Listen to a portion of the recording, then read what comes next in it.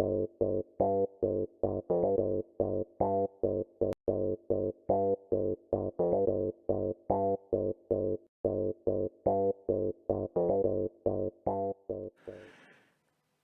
sujets du Royaume de France, chers amis chevaliers, bienvenue sur la chaîne de l'Aventurier catholique. Alors, comme vous, chers abonnés, je me méfie des grands élans républicains. Tout ce qui émane de la République, tout ce qui se dit défenseur de la République, admirateur, courtisan, prosélyte, et j'en passe si, propagateur, champion de la République, m'apparaît comme vicié par un relent méphitique, animé par la main du diable, contraire aux exigences du salut. Et donc, bah oui, par extension, tout ce qui provient du macronisme est suspect. C'est une règle de survie pour nos âmes, chers amis. Ne jamais prendre pour argent comptant ce qui sort du macronisme et toujours voir une intention par derrière. Au terme d'une litanie de mauvais chefs, Macron est un aboutissement, une quintessence de la décadence, de l'étroitesse, de la médiocrité mesquine, de la méchanceté, de la haine putride pour ce qui est beau et grand, pour ce qui élève l'âme d'un peuple. Il est ce traître haïssant la terre de nos ancêtres, haïssant nos ancêtres et notre histoire, haïssant le peuple de la France spirituelle, prompt à dépecer, vendre, voire même donner, pourvu que cela nuise à l'objet de sa haine et lui rapporte quelques biens temporels. Alors quand ce personnage se mêle d'histoire, il y a un loup, nécessairement. Quand il organise une messe républicaine au Panthéon, mes antennes déjà dressées sonnent l'alarme. Alors non pas tant en raison des personnalités et des actes des nouveaux saints républicains proclamés, hein, pour lesquels je ne me sens aucune compétence historique ni aucun droit à porter un jugement qui d'ailleurs serait obscurci par mes propres conceptions idéologiques et philosophiques. Et oui, qui suis-je pour juger la bande des moi, main-d'œuvre immigrés, donc ainsi étant nommée la bande de Manoukian, hein, et quels auraient été mes propres actes de résistance durant l'occupation de la France par une armée étrangère, hein, étant établi que la règle catholique est de défendre sa terre, sa famille, ses biens et sa terre contre toute armée d'invasion, qu'elle soit une armée de l'intérieur, une armée de traîtres ou une armée étrangère de l'extérieur. Donc Manoukian et sa bande, oui, ils étaient à l'origine des agitateurs communistes étrangers, oui, encore, pour beaucoup, ils étaient juifs, mais moi-même, l'époque ne m'aurait certainement pas laissé indifférent et aurait suscité de ma part quelques élans passionnés, c'est une évidence, hein. Donc moi, je me garde de juger cette partie de l'histoire.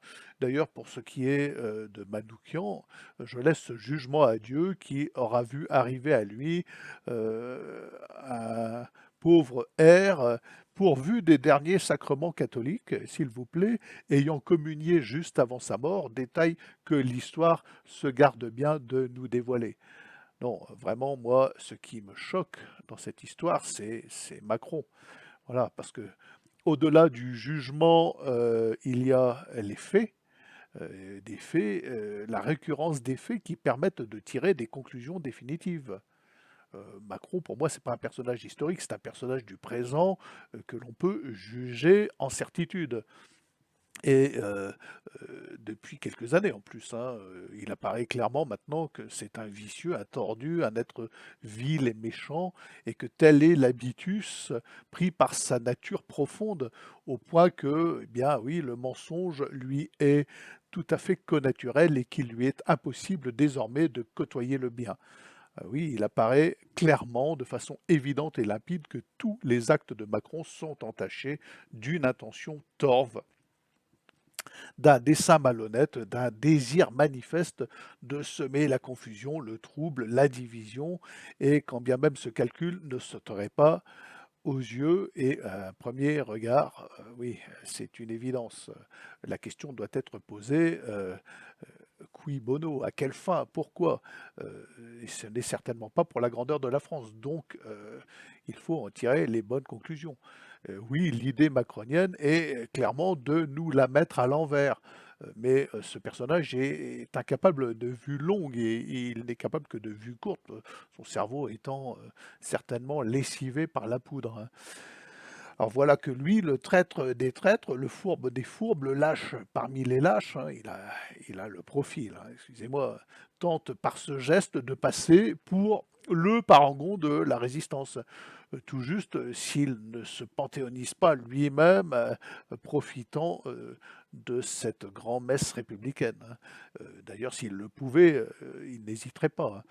Il profite de cette panthéonisation pour afficher le Rassemblement national, ce pauvre parti, bon, excusez-moi, hein, qui n'a plus rien de national, ni de l'esprit du fondateur, hein. Et d'ailleurs dont aucun membre vivant n'a connu la période troublée qui nous vaut cette panthéonisation, hein, la période de la guerre, bon, et de l'occupation.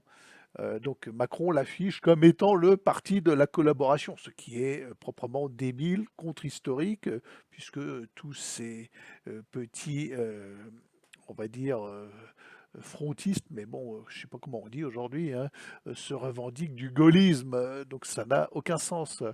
Voilà, seulement, ça marque les esprits faibles. Macron parle des Français non éduqués, et ça leur fait d'instinct penser que si le Rassemblement national est le parti de la collaboration, c'est donc que Macron incarne celui de la résistance. Alors, évidemment, tous ceux qui ont un minimum de bon sens et de jugeote voient la supercherie, se rendent compte que c'est absurde, que c'est même ridicule, que, que c'est l'inverse, que ce type-là nous trahit et nous vend et qu'il n'arrête pas et que ça s'amplifie de jour en jour. Bon, mais seulement, faut pas chercher plus loin, c'est le petit calcul macronien. Il faut pas s'attendre de sa part à un coup d'échec magistral en vue d'un plan plus large à long terme, hein. On laisse ce plan plus large à long terme à ceux qui tirent les ficelles par derrière, hein, les gens de Davos et les tenants du nouvel ordre mondial, dont Macron n'est qu'un finalement un sbire, hein. Voilà. Il joue là juste au Panthéon un petit coup mesquin dont il est seulement capable, hein, son cerveau étant, comme je l'ai dit, lessivé hein, par la bonne poudre. Donc tout ça pour ça, bah oui, c'est tout ça pour ça. Mais le problème, c'est que ça risque de fonctionner, hein. N'entend-on pas dès lors des serpents idiots tels Robert Ménard encenser le discours de Macron sur CNews? Ah, j'ai vu ça ce matin, c'est consternant, hein. Il confond, oui, l'attitude qui aurait pu être noble des sacrifiés, fusillés sur le mont Valérien, prêts à aller jusqu'au péril de leur vie pour une cause. Voilà, ce que je ne peux, encore une fois, pas juger personnellement, hein. D'ailleurs, il aurait fallu être à cette époque-là pour pouvoir dire je condamne, hein. Mais là, maintenant, non. Et puis, ouais, qu'est-ce que j'aurais fait moi à l'époque? Peu importe, c'est pas la question.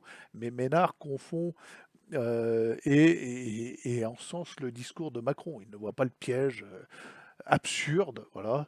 Et à sa suite, hein, sans surprise, tous ces crétins républicains, alors pas seulement ceux du parti éponyme, hein, tous s'unissent en cette grande farce de la panthéonisation, parce que au fond, finalement, ce n'est plus qu'une farce et qui n'a qu'un seul but, redorer l'image présidentielle avant une votation.